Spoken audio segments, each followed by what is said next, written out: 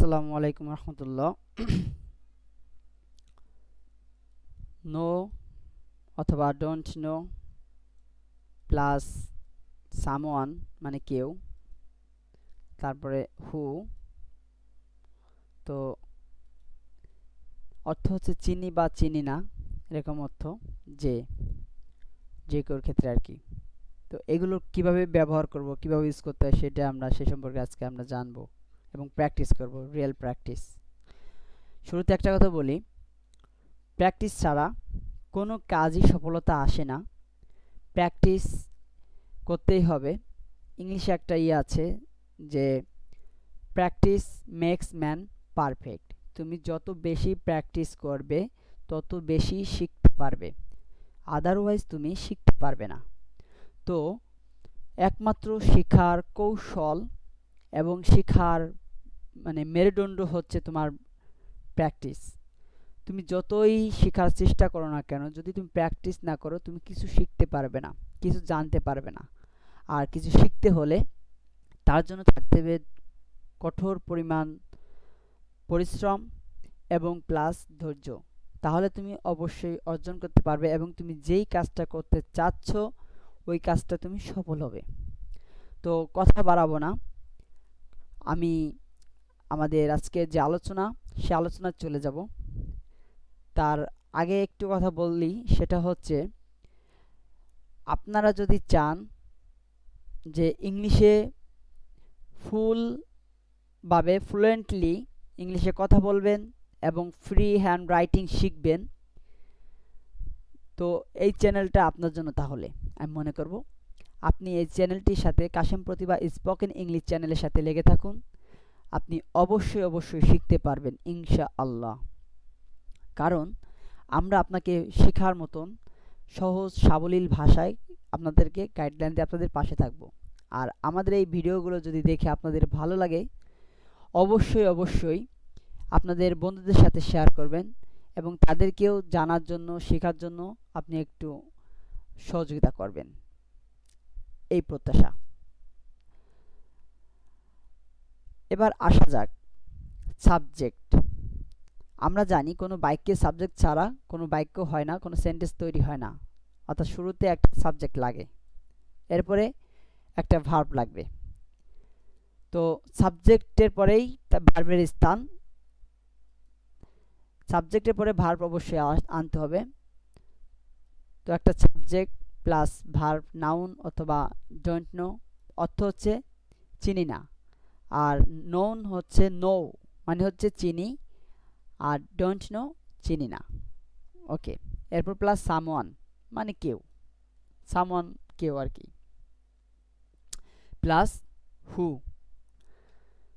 হু অর্থ দাঁড়ায় যে, হু অর্থ কি যে, প্লাস ভার্ব, প্লাস কি ভার্ব। ওকে, এরপর আসেন নিচের দিকে যাই। এখানে একটা বাক্য আমরা দেখতে পাচ্ছি, বাক্যটি হচ্ছে আমি ছেলেটিকে চিনি। এই পর্যন্ত আসেন। তো এই পর্যন্ত আসলে আমরা পাই, আমি মার্কিং করে দিচ্ছি বোঝার জন্য, আমি ছেলেটিকে চিনি। এটা হচ্ছে, এটা কোন টেন্সে আছে কেউ বলতে পারবেন? আচ্ছা, এটা আমি ছেলেটিকে চিনি, এটা আছে প্রেজেন্ট ইনডিফিনিট টেন্সে। প্রেজেন্ট ইনডিফিনিট টেন্সে যে গতকাল খেলতেছিল, গতকাল কি করতেছিল? খেলতেছিল। তো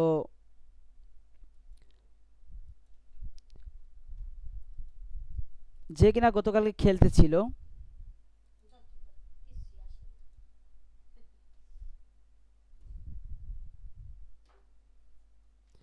যে কিনা গতকালকে খেলতেছিল, এটা ইংলিশ হচ্ছে, এটা আচ্ছা এটা কোন টেন্সে পড়ে? এটা অবশ্যই পাস্ট টেন্সে পড়ে, যত গতকাল শব্দটা এখানে উল্লেখ করা আছে, তো এটা পাস্ট টেন্সে পড়ে। এখন দেখেন আমরা এটাকে কিভাবে ইংলিশে ট্রান্সলেট করব, কিভাবে ভেঙে ভেঙে বুঝবো। এখানে আই, আই মানে কি? আমি, বা আমি ইংলিশ হচ্ছে কি আই। ছেলেটিকে চিনি, তাহলে ছেলেটিকে চিনি, এই পর্যন্ত আসেন। তাহলে I know the boy, I know the boy. এই যে দেখেন ছেলেটিকে, এই যে ছেলেটিকে আছে না, তো ছেলেটিকে থাকার কারণে এই যে টিটা থাকার কারণে এই টিটা থেকে দা ব্যবহার করতে হয়। কি ব্যবহার করতে হয়? দা। টিটা সমান দা। এরপর দেখেন দ্য বয়, তাহলে ছেলেটিকে, দ্য বয় ছেলেটিকে, চিনি, এই যে চিনি ইংলিশ হচ্ছে নো। তাহলে আই নো দ্য বয়, আমি ছেলেটিকে চিনি। এ পর্যন্ত ক্লিয়ার? ওকে। এরপর দেখেন এই যে শব্দটা আছে, যে, যে ইংলিশে এই যেটাকে বলা হয় হু, এই যেটাকে বলা হয় কি হু। তাহলে এই হু যার সম্পর্কে তথ্য দিচ্ছে, এই হুটা কার সম্পর্কে তথ্য দিচ্ছে? যে সম্পর্কে তথ্য দিচ্ছে, যে সম্পর্কে তথ্য দিচ্ছে এই হুটা। তাহলে এই যেটাকে, এই যেটা হচ্ছে ছেলেটি, এই যেটা কি ছেলেটি, অর্থাৎ হু হচ্ছে এই দ্য বয় সম্পর্কে অতিরিক্ত তথ্য দিচ্ছে। তাহলে এই ছেলেটি সম্পর্কে অতিরিক্ত তথ্য দিচ্ছে এই হু। হু হচ্ছে রিলেটিভ প্রোনাউন, অর্থাৎ এই বয় সম্পর্কে রিলেটেড হয়ে এই বয় সম্পর্কে অতিরিক্ত তথ্য দিচ্ছে। তাহলে এই বয়টা কি করতেছিল, কি করতে অবস্থায় ছিল, কর্ম অবস্থায় ছিল? এই বয়টা খেলতে ছিল। তাহলে ওয়াজ প্লেয়িং স্টাডে, ওয়াজ প্লেয়িং স্টাডে, তাহলে কোন টেন্স? Past tense. তার মানে খেলতে ছিল, গতকালকে খেলতে ছিল, অর্থাৎ পাস্ট টেন্স। তাই হুর পরে একটা ভার্ব আনলাম, যত এই জায়গা এই দ্য বয় সম্পর্কে বলা হচ্ছে,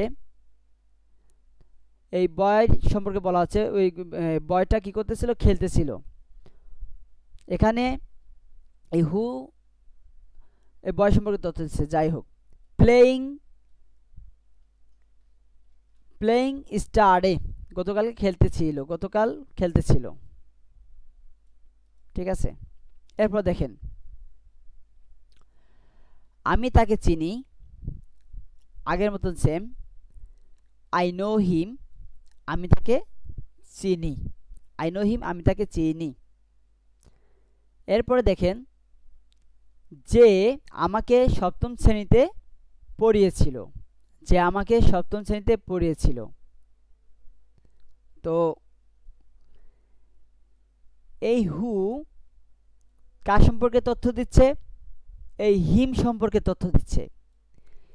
এই হুটা হিম সম্পর্কে তথ্য দিচ্ছে। তাহলে who thought me in the class 7, অর্থাৎ আমি যাকে চিনি, আমি তাকে চিনি যে আমাকে সপ্তম শ্রেণীতে পড়িয়েছিলেন। আসেন এবার এই যে থট, এটা কোন টেন্সে পড়ছে? পাস্ট টেন্স, অর্থাৎ আমাকে সপ্তম শ্রেণীতে পড়িয়েছিলেন। কি ছিলেন? পড়িয়েছিলেন। তার মানে এখন আমি পড়তেছি না তার কাছে, তার কাছে আমি পড়ছিলাম এক সময়, আমি যখন ছোট ছিলাম তখন পড়ছিলাম। তো এই জিনিসটা বোঝাচ্ছে যে আমাকে সপ্তম শ্রেণীতে পড়িয়েছিলেন, পাস্টের কথা বলা হচ্ছে। এই জন্য এই হিমটাকে বলা হচ্ছে যে হু, যে টট মি, আমাকে শিখিয়েছিলেন বা আমাকে পড়িয়েছিলেন, ইন দ্য ক্লাস 7, আমাকে সপ্তম শ্রেণীতে পড়িয়েছিলেন। ক্লিয়ার? এবার আসেন পরের বাক্যটি কি বলতেছে। পরের বাক্যটি বলা হচ্ছে যে আমি মেয়েটিকে চিনি। তার মানে আগের মতন same, I know the girl, আমি মেয়েটিকে চিনি। আর এই মেয়েটি, এই যে টি আছে, টি থাকার কারণে এখানে দা ব্যবহার করা হয়েছে। তাহলে আমি মেয়েটিকে চিনি, আই নো দ্য গার্ল, আমি মেয়েটিকে চিনি।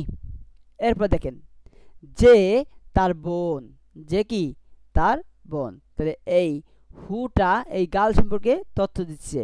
তাহলে হু ইজ হার সিস্টার, যে কিনা তার বোন।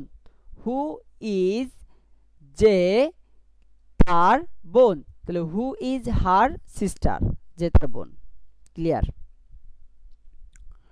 এরপর দেখেন পরের বাক্যটি কি বলা হয়েছে, যে আমার অফিসে আসছে। আচ্ছা, এটা কোন টেন্স? যে আমার অফিসে আসছে, এটা প্রেজেন্ট কন্টিনিউয়াস টেন্স। এটা কি? Present continuous tense. যে আমার অফিসে আসছে, অর্থাৎ কাজটা চলতেছে, কন্টিনিউ। যে আমার অফিসে আসছে, সে লোকটিকে আমি চিনি না। তাহলে যে আমার অফিসে আসছে সে লোকটিকে আমি চিনি না। তো মজার ব্যাপার হচ্ছে, ইংরেজি বাক্যকে যখন বাংলা ট্রান্সলেট করবেন তখন ডান দিক থেকে বাম দিক থেকে ডান দিকে অথবা ডান দিক থেকে বাম দিকে যাইতে হয়। যেমন দেখেন, I don't know the man who is coming to my office. তো যে আমার অফিসে আসছে, সে লোকটিকে আমি চিনি না। তাহলে আমি চিনি না, দেখেন তো, আমি চিনি না, ইংলিশ কি? I don't no. আমি চিনি না, আই ডোন্ট নো, আমি চিনি না। কাকে চিনি না? সে লোকটিকে আমি চিনি না, দ্য ম্যান। তো দ্য ম্যানকে আমি চিনি না। I don't know the man, সে লোকটিকে আমি চিনি না। আমি আন্ডারলাইন করে দিচ্ছি যাতে বোঝার জন্য, আমি কালারিং করে দিচ্ছি। দ্য ম্যান, সে লোকটিকে আমি চিনি না। I don't know the man, সে লোকটিকে আমি চিনি না। এরপর দেখেন,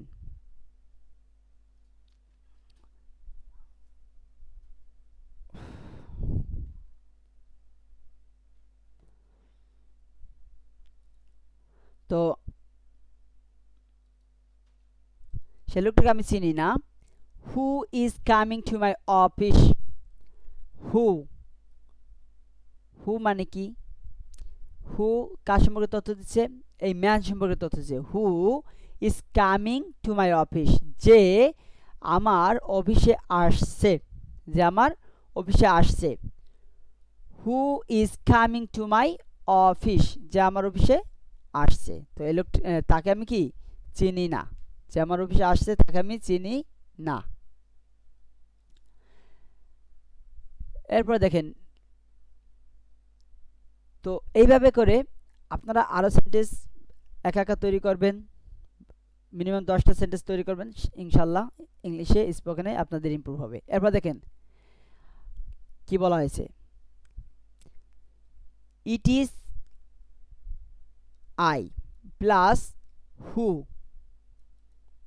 আমি যে, হু মানে যে, ইট ইজ আই মানে আমি, ইট ইজ আই মানে আমি। তো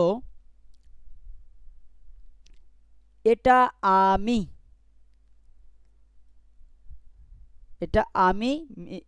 ইংলিশ হবে কি? ইট ইজ আই, এটা আমি। এরপর কি বলছে, যে সমান হু আনতে হবে আমাকে। হু মানে কি? যে। তো হু মানে যে। একজন শিক্ষক, মানে হচ্ছে এম আ টিচার, মানে একজন শিক্ষক। তাহলে এটা আমি, ইট ইজ আই, এটা আমি। হু যে, এম আ টিচার অথবা আম আ টিচার, একজন শিক্ষক। আম আ টিচার, একজন শিক্ষক। তাহলে it is I who am a teacher, এটা আমি যে একজন শিক্ষক। ক্লিয়ার? ওকে। এরপরের বাক্যতে আসি, এটা সেই, ইট ইজ হি, মানে এটা সেই। হু ওয়াজ আ ডক্টর, যে একজন ডাক্তার ছিল। তাহলে এখানে বোঝার বিষয়টা হচ্ছে, যে একজন ডাক্তার ছিল, এটা কোন টেন্স আছে? ছিল, পাস্ট টেন্স আছে। তো পাস্ট টেন্স থাকলে আমাকে পাস্ট টেন্সে করতে হবে। তাহলে এই যে পাস্ট টেন্স আছে ওয়াজ, পাস্ট টেন্স কি? ওয়াজ মানে ছিল, আর একজন ডক্টর ছিল। তাহলে ইট ইজ হি, এটা সেই, হু ওয়াজ আ ডক্টর, যে একজন ডাক্তার ছিল। তাহলে এই হুটা কার সম্পর্কে তথ্য দিচ্ছে? এই হি সম্পর্কেই তথ্য দিচ্ছে। ইট ইজ হি, এটা সেই, যার সম্পর্কে তথ্য যিনি বলতেছেন তিনি আবার করতেছেন যে হি হু ওয়াজ আ ডক্টর, সে একজন ডাক্তার ছিল। ক্লিয়ার? ওকে।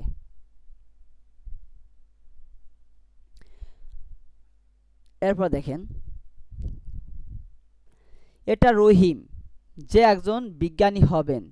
আচ্ছা, তাহলে এই রহিমটা কি হবে? একজন বিজ্ঞানী হবে, তার ভবিষ্যৎ কথা বলছে। তাহলে it is Rahim, it is রহিম, এটা রহিম, এটা কি রহিম, এটা রহিম যে কি হবে? একজন বিজ্ঞানী হবে, যে একজন বিজ্ঞানী হবে। তাহলে হু কানেকটিভ করছে কে? হু দিয়া, এই হু দিয়া কি করছে? কানেকটিভ করছে। তো এটাকে আমরা অন্য একটা কালার দিলাম। যে মানে হু একজন বিজ্ঞানী হবেন, একজন কি হবে? বিজ্ঞানী হবেন। তাহলে future tense, future indefinite tense. তাহলে who will be a scientist, মানে একজন বিজ্ঞানী হবে, একজন কি হবে? বিজ্ঞানী হবে।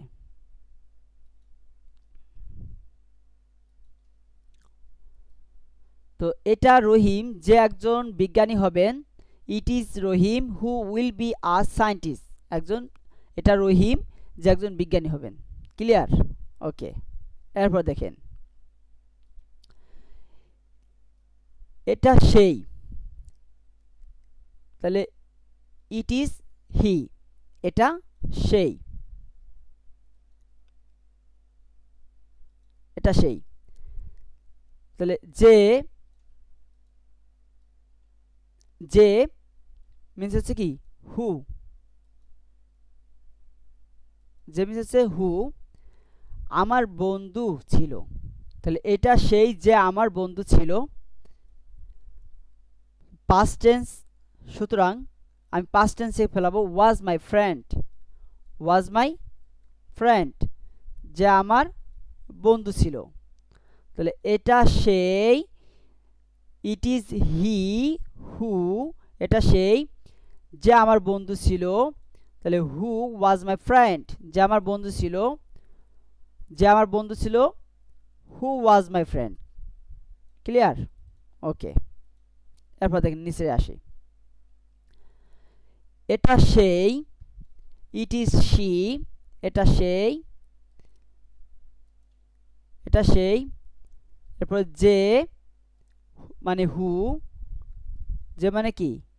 হু আমার গাড়ি কিনছেন, অর্থাৎ যে আমার গাড়ি কিনছেন, যে আমার কি কিনছেন? গাড়ি কিনছেন। তো বাক্যটিকে যদি আমরা বলি যে এটা সেই, ইট ইজ শি, যে আমার গাড়ি কিনছেন, who has bot my car, who has bot my car.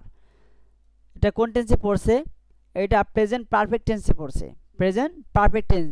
Who has a bought my car, এটা যে আমার গাড়ি কিনছেন। তো এটা সেই, ইট ইজ শি, যে আমার গাড়ি কিনছেন, who has bought my car, who has bought my car, যে আমার গাড়ি কিনছেন। প্রেজেন্ট পারফেক্ট টেন্সে পড়েছে। কোন টেন্সে পড়েছে? প্রেজেন্ট পারফেক্ট টেন্সে পড়েছে। কিন্তু এই হুটা কার সম্পর্কে তথ্য দিচ্ছে? এই শি সম্পর্কে তথ্য দিচ্ছে, অর্থাৎ এই সেই বা তার সম্পর্কে এই তথ্য দিচ্ছে। ওকে। এরপর দেখেন, লেস্ট, যাতে, যার অর্থ হচ্ছে কি? যাতে। লেস্ট যার অর্থ হচ্ছে যাতে। সাবজেক্ট প্লাস ভার্ব প্লাস হচ্ছে extension plus lest plus subject plus should বা might plus verb plus extension. এবার দেখেন, তারা কথা বলা শুরু করলো। আচ্ছা, এটা কোন টেন্স? তারা কথা বলা শুরু করলো, প্রেজেন্ট টেন্স। তাহলে তারা কথা বলা শুরু করলো, সাবজেক্টকে তারা, সাবজেক্ট তারা, কথা বলা শুরু করলো, প্রেজেন্ট টেন্স। কথা বলা শুরু করলো, বিগ্যান টু স্পিক, কথা বলা শুরু করলো, বিগ্যান টু স্পিক, কি করলো? কথা বলা শুরু করলো। তারা দে বিগ্যান টু স্পিক কথা বলা শুরু করলো যাতে জরিমানা না দিতে হয়। তাহলে যাতে ইংলিশ কি লেস্ট, যাতে ইংলিশ লেস্ট, যাতে মানে যাতে জরিমানা যাতে জরিমানা না দিতে হয়। এবার জরিমানা ইংলিশ জরিমানা না দিতে হয়। They should pay fine, they should pay fine যাতে তাদের জরিমানা দিতে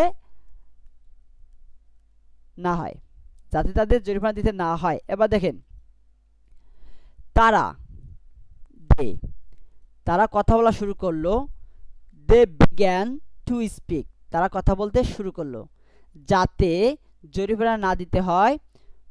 তো দে শুড পে ফাইন যাতে জরিমানা না দিতে হয়, দে শুড পে ফাইন যাতে জরিমানা না দিতে হয়। এরপর দেখেন সে কঠোর পড়াশোনা করলো, তাহলে সে কঠোর পড়াশোনা করলো। দেখেন তো সে সাবজেক্ট কি সে, এই যে সে কঠোর পড়াশোনা করলো, সে কঠোর পড়াশোনা করলো।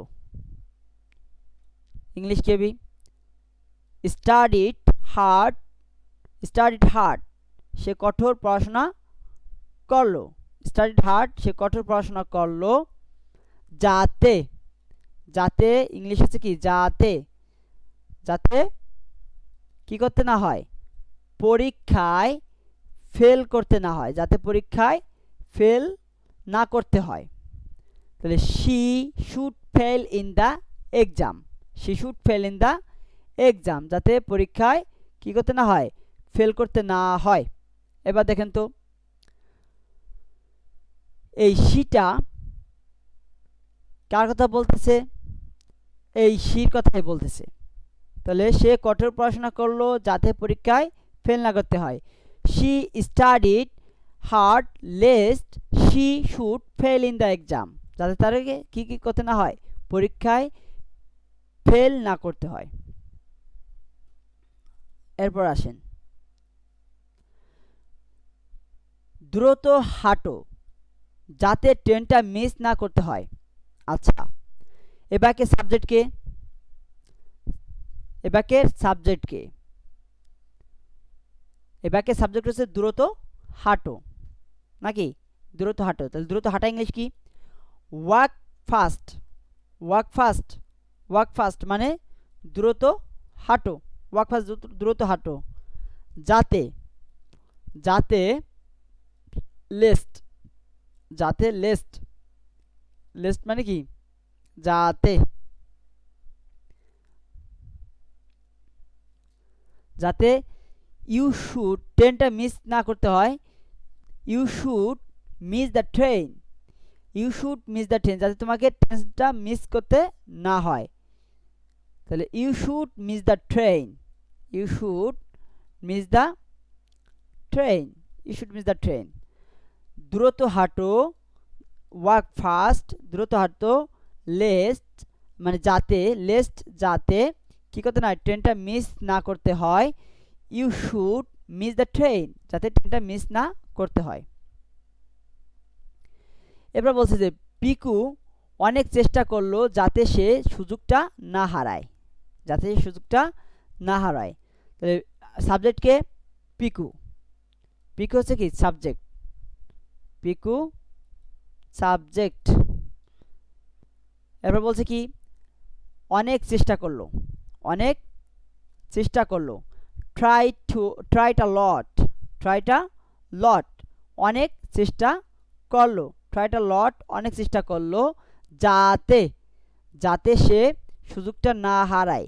তাহলে যাতে সে কি হারায় সুযোগটা না হারায়, যাতে লেস্ট হচ্ছে মিন্স হচ্ছে যাতে, মিন্স কি যাতে, যাতে সে সুযোগটা না হারায়, যাতে সে সুযোগটা কি না হারায়। He should miss the chance যাতে সে সুযোগটা না হারায়, যাতে সে সুযোগটা না হারায়। এবার বল দেখেন পিকু অনেক চেষ্টা করলো যাতে সে সুযোগটা না হারায়। তো পিকু ট্রাইড আ লট, পিকে অনেক চেষ্টা করলো, লেস্ট যাতে, he should miss the chance যাতে সে সুযোগটা না হারায়। ক্লিয়ার? এরপর দেখেন আমাদের আজকের ক্লাস শেষের দিকে। তো জাকারিয়া অনেক পরিশ্রম করে যাতে সে পদোন্নতি না হারায়। জাকারিয়া অনেক পরিশ্রম করে যাতে সে পদোন্নতি না হারায়। বাক্যের সাবজেক্টকে জাকারিয়া, বাক্যের সাবজেক্টকে জাকারিয়া, জাকারিয়া বাক্যের সাবজেক্ট। তো জাকারিয়া অনেক অনেক কি করে? পরিশ্রম করে। জাকারিয়া অনেক পরিশ্রম করে, অনেক পরিশ্রম করে, তাহলে ওয়ার্কস হার্ড, অনেক পরিশ্রম করে। ওয়ার্ক হার্ড মিনস হচ্ছে অনেক পরিশ্রম করে।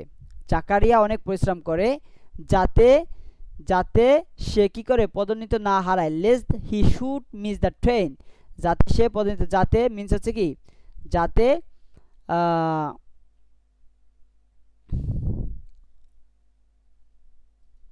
যাতে সে কি করে? পদোন্নতি না হারায়, যাতে সে পদোন্নতি না হারায়। He should miss the promotion, he should miss the promotion, যাতে সে পদোন্নতি কি হারায়? না হারায়, যাতে পদোন্নতি না হারায়। কে?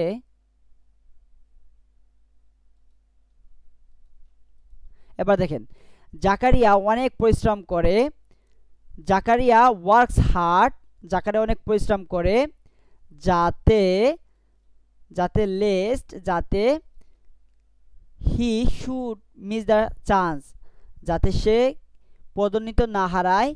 He should miss the promotion, he should miss the promotion, যাতে সে পদোন্নতি না হারায়।